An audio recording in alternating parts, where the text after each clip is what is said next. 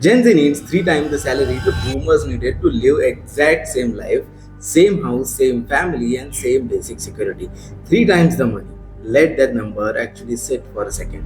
Well, before anyone in the comment section says Gen Z is soft or entitled or just doesn't want to work hard enough, I want you to walk through what actually happened. Because this isn't a generational character flaw. This is a math, and math doesn't care about your opinion.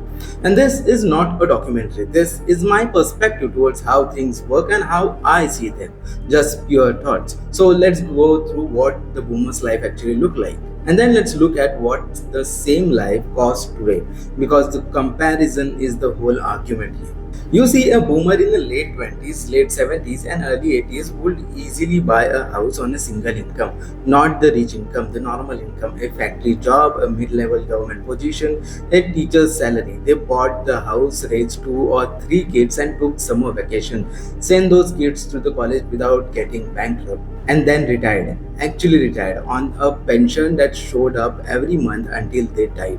That was the deal. Work hard, stay loyal, trust the system, and the system will pay you back. Now look at Gen Z. The degree in hand, and in India, that degree probably cost the family anywhere to 5 to 25 lakhs depending on the college. Job in hand, entry level, competitive, took 40 applications and 6 interviews to land, and the outcome can't afford the rent in the same city with the degree was meant to unlock. Can't think about the house without a decades of saving or a parental help. Can't picture kids without a spreadsheet that terrifies them. Same input but completely different outputs. That's not a motivation problem, that's a basic structural problem. And well, there are three things you need to understand. One, understand what actually changed because it wasn't the work ethic. Harvard Business Review confirmed it in 2023 with the data going back 30 years. The wage growth in the real terms has not kept the pace with the housing cost, the health cost, or even the education cost since 1990s. Not even close. The housing prices in major cities have gone up to 4 to 6 times in a real terms. Education costs have tripled, healthcare has doubled, and salaries grew but at a fraction of a rate of everything whose salaries were supposed to pay for. So the person working just as hard as their parents, same hours, same loyalty, same discipline, is getting approximately one third of the life at the same effort used to produce. One third, not slightly less, one third. And we are still giving that person the same advice: work hard, save more, stop buying coffee, and trust the process. Two, recognize that the old strategy was built for a different game, and playing that old strategy in a new game is not a discipline, it's a denial.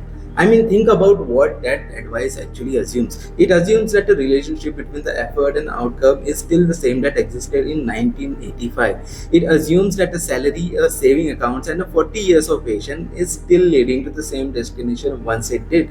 They don't. The game had changed, the rule have changed, and the people still giving the old advice either made their money before everything shifted or never look at the number closely enough to notice. Like in India specifically, a flat in Mumbai, Bangalore, or Delhi that cost 30 lakhs in 2005 cost 1 crore 50 lakhs today. In 20 years, a 5 times the increase. Did salary go up 5 times? For most people, not even close. That gap between what the job pays and what the life cost has been quietly widening for 2 decades and nobody sent a memo. 3. The rational response to the broken input and output relationship is completely different strategy, not the same anymore. This is exactly what Ray Dalio laid out in 2021 when he wrote about the widening wealth gap and the breakdown of the social contract that underpinned the post-war economic boom. His point was simple and brutal. When the same input produced a fraction of a historical output, continuing to apply those input harder is not a resilience, it's a failure to read that situation correctly. I know that's a lot of confusion and a lot to take, but the point is Gen Z didn't get lazy, they got logical. They look at the deal their parents were offered, they look at the deal being offered to them, and they correctly identified that these are not the same deals. So they started looking for a different deals. That's why you see the explosion in entrepreneurship, in creator economy, in freelancing, in learning skills that compound outside a salary structure. It's not because the Gen Z doesn't want a stability. They want stability. It's because they correctly assess the old path to the stability no longer reliably leads there. The one who are winning right now in India or globally across the demographics in any generation are the one who are spend waiting for the old system to start working again and build a parallel income, parallel skills, parallel structure. They are not the anti-work. They just don't want to play an old game. And that's completely sane response to the situation. The insane response is doing the same thing for 30 years while the gap gets wider and blaming the generation for not running faster on a treadmill someone else controlled. And here's where I want to end this, because I think most people are asking the wrong question entirely.